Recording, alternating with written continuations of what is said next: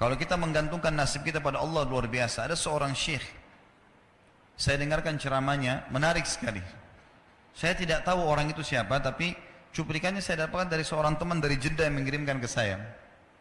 Orang ini cerita, syekh ini menceritakan, cuplikannya ada di HP saya, dia bilang, saya satu waktu pernah ke Mesir, dan di Mesir ini, saya lagi dari satu daerah mau ke Kairo, dari Iskandaria, satu kota, mau ke Kairo.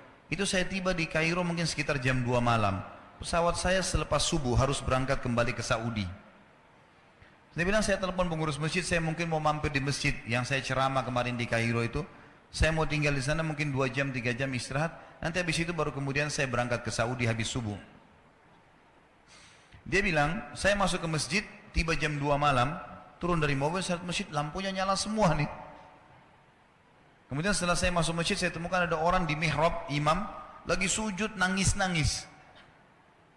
Dan luar biasa, tangisannya itu kalau orang dengar, membuat orang yang dengar pun mau menangis. Jadi saking luar biasa dia, merengeknya sama Allah dalam sujudnya.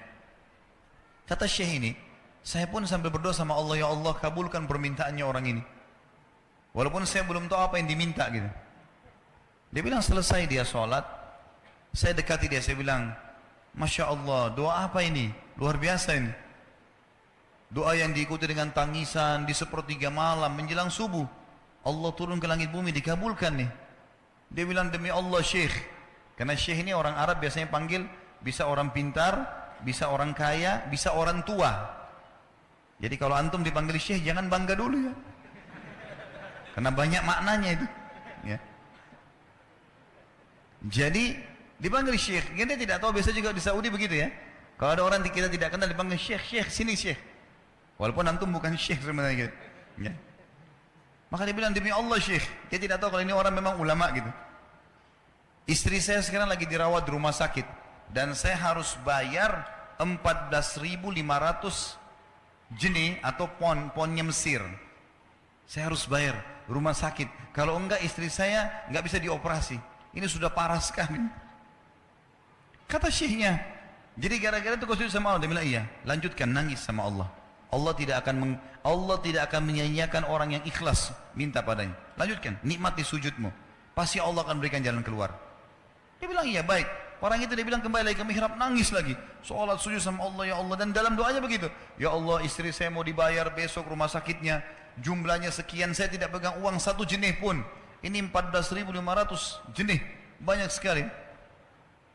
Maka dia bilang, orang ini bilang, baiklah kalau begitu. Syekhnya ini bilang, saya mau tidur dulu. Saya istirahat 1 jam, menjelang azan subuh dia bilang, ada marbot masjid datang bangunin saya. Sudah azan, saya sholat qobliyah, sholat sunatul fajr. Waktu iqamah, pengurus masjid tahu kalau dia ini ulama, dipanggil, dia bilang, syekh tolong jadi imam. Dia bilang, saya capek, baru istirahat 1 jam, 2 jam malam. Biarlah imam. Dia bilang, tak apa-apa, ayat-ayat pendek aja, baca surah-surah pendek aja. Kata syekh, baiklah. Dia bilang, saya baca surah-surah pendek. Rupanya, mikrofon masjid karena keluar di luar, ada satu pengusaha Mesir, apartemennya itu dekat masjid, dan dia suka ikuti ceramahnya syekh ini di YouTube. Dia bilang, turun dari apartemennya, ikut sholat berjamaah di masjid, karena dia kenal suaranya orang ini gitu. Begitu selesai sholat, dia bilang, saya lagi zikir, datang orang itu. Dia bilang, syekh, ahlan wa sahlan di Mesir. Saya salah satu penggemar anda di YouTube, dan saya dengar suara tadi. Saya tadi mau sholat di masjid lain, saya ke masjid ini. Dia bilang, syekh, saya mau minta tolong satu hal. Kata syekhnya, kenapa? Dia bilang, saya sudah ngitung zakat uang perusahaan saya harus alokasikan 14.500 jenih. Kata syekhnya. Orang itu bilang, saya mau alokasikan zakat saya 14.500 jenih. Kata syekhnya, saya nangis. Dengar itu. Nangis, saya terisak-isak. Kata orang itu, kenapa anda nangis? Syekh bilang, saya nggak bisa jelasin. Dia bilang, saya nangis terus. Kemudian saya lihat ke kiri kanan di saf, mana orang yang tadi malam sholat tahajud tuh? Ada di ujung. Dipanggil sama syekh, fulan kesini, datang. Dia bilang, ceritakan masalah kamu apa? Dia bilang, syekh, saya punya masalah, istri saya dioperasi, harus bayar 14.500 jenih hari ini, kalau tidak nggak operasi. Kata syekhnya, tiba-tiba si pengusaha ini nangis-nangis. Orang ini juga heran, kenapa kalian berdua menangis? Dia masih bingung kenapa gitu. Kata syekhnya, biarin orang ini yang jelaskan. Yang punya usaha bilang apa?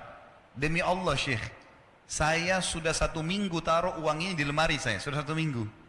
Setiap hari istri saya bilang, turunkan, lakukan haknya Allah, zakat itu keluarkan. Dia bilang, saya ingin dapat 1 orang yang saya kasih langsung daripada saya bagi-bagi.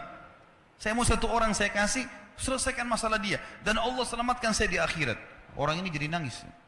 Orang yang punya minta butuh nangis.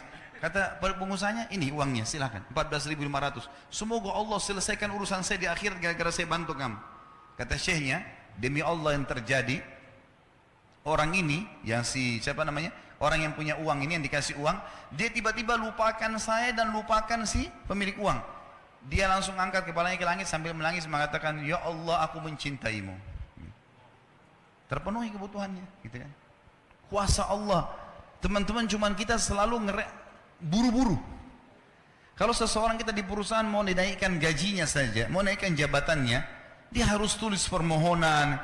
Tidak mungkin juga baru hari ini dimasukkan kemudian ketuk ruangan di rootnya, mana permintaan saya kemarin, atau hari ini, nggak mungkin.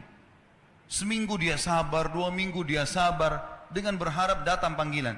Kenapa dengan Allah Subhanahu wa taala kita tidak begitu, teman-teman? Banyak orang buru-buru dan kebanyakan orang mau menggantungkan permintaannya kepada Allah hanya pada hal-hal yang kecil, hal yang besar tidak, atau sebaliknya, hal yang besar, hal yang kecil tidak. Kenapa tidak pernah minta sama Allah dikasih motor, dikasih mobil, dikasih rumah?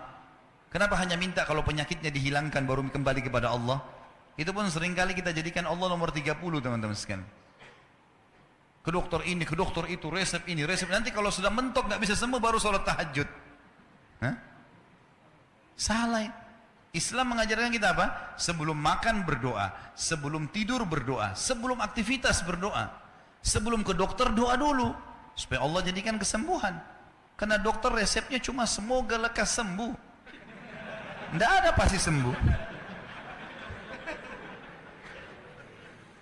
Makanya teman-teman sekalian, kembali kepada Allah adalah jalan yang paling luar biasa gitu. Coba merengek kepada Allah SWT. Allah pasti tidak akan pernah memungkiri janji-janjinya.